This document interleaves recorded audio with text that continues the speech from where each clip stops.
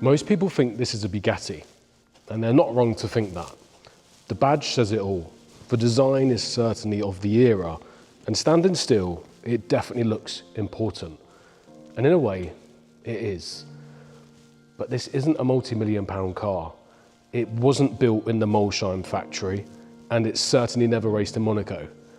The reason it exists has very little to do with that prestige, and everything to do with passion.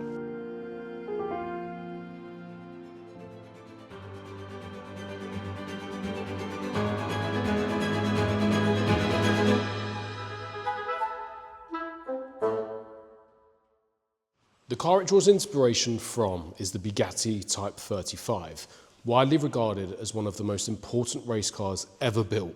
It won every race it ever entered. In the 1920s, it dominated Grand Prix racing in few ways any car has since. Lightweight, elegant, and ruthlessly effective.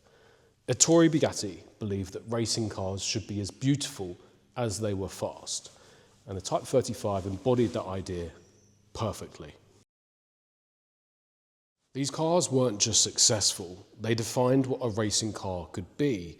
But today, original examples are museum pieces, preserved, protected, rarely driven, and worth in excess of £1.2 million, which is understandable. But it also means the experience they offer is now out of reach for almost everyone.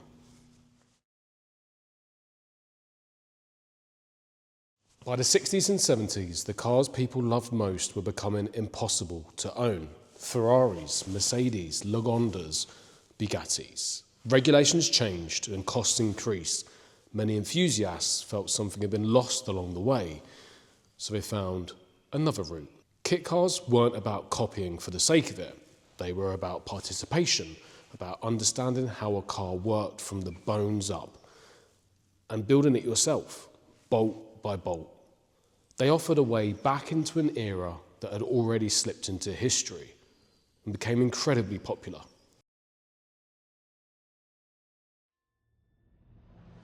This particular car wasn't built by a company or manufacturer or garage, but by one man. And that man was Charles Runger Jr., who purchased the kit for $1,000, found a scrap Volkswagen Beetle, and put the two together. He was a US Vietnam War veteran, returning home and retiring not long after the conflict. And like many that came back, he needed something tangible to focus on, something constructive, absorbing, and personal from your own garage. Instead of buying a finished car or the latest Cadillac, he chose to build his dream. He turned his hands to building this Bugatti in his own garage, completing it by July 1978. We know this because of the extensive handwritten notes and original receipts spanning the last 50 years. The kit itself was manufactured by Klassic Motor Carriages in Florida, a leading kit supplier for decades, right up until the noughties. Now, Klassic Motor Carriages have torn years off the calendar to reintroduce authentic highway masterpieces. Capture the dream of this romantic age of motoring. The order form really allowed you to decide how much you'd build, and there was a car for every budget. Americans could now build a replica of their dream car, a Mercedes, a Bugatti, and even a Ferrari. In the United States, kits like this were sold quite openly.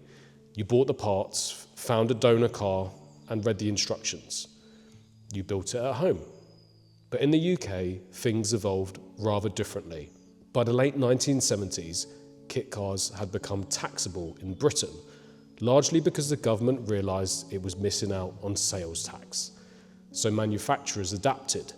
Instead of supplying assembly instructions, many began supplying disassembly manuals instead. You effectively flipped it and read it back to front. Now you weren't being told how to build a car, you were being told how to take one apart. It was a small loophole to get around the tax, but it was big enough, and it speaks of the true spirit of the time of the British automotive sector. A period when enthusiasm often moved faster than regulation, and ingenuity filled the gaps. What survives with this car is incredible. handwritten notes, diagrams, and the original order form, and a ledger documenting every single purchase along the way. The chassis, the individual components, and even some scrap metal to keep the weight down at the front. Every line tells you that this wasn't a casual build at home, but someone's passion project spanning years before it was finally registered with the DMV in Maryland, 12th of July, 1978. You can see here, the kit itself was $1,900. The VW, the actual donor vehicle, $150. There was a refund here of $33 for some missing parts from the kit, but every single detail is here. The wheels were more than the car at the time, the Fuchs Porsche replica wheels, and every single receipt here has survived the test of time. We can see that the original order form itself for the kit would have meant you received the yellow body. This is canary yellow. A convertible top, which has since been lost, seat covers, a tonneau cover, step plates on the side, the badge bar, a quarter of paint, the gas tank, wiring harness, radiator, spare tyre, emergency brake, and license plate bracket. That was $1,889.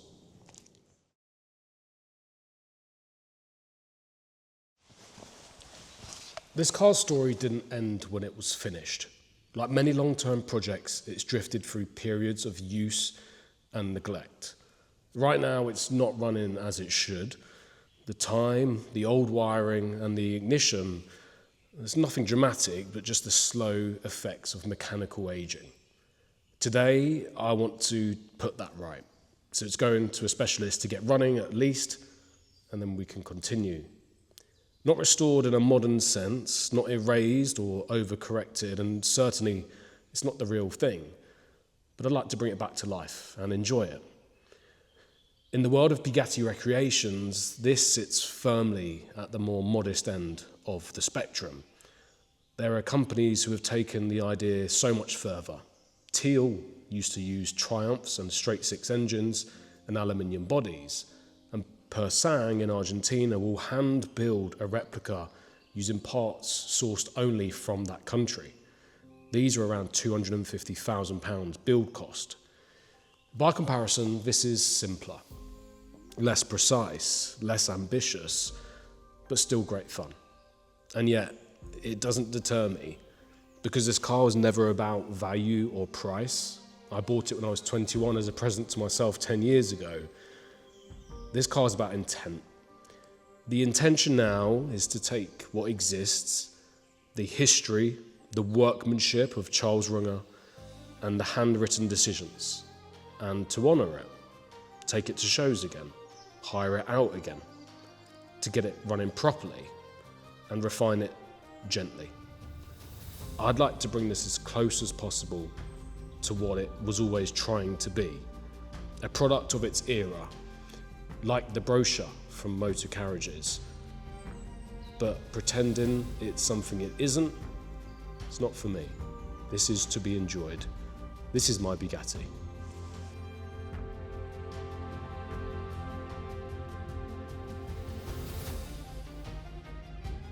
This car doesn't need to compete with the best recreations in the world.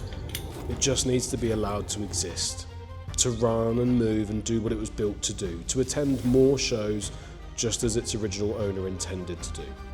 It wasn't built to be flawless, but I'd like it to be finished. This is a home-built Bugatti, part 1 of 2.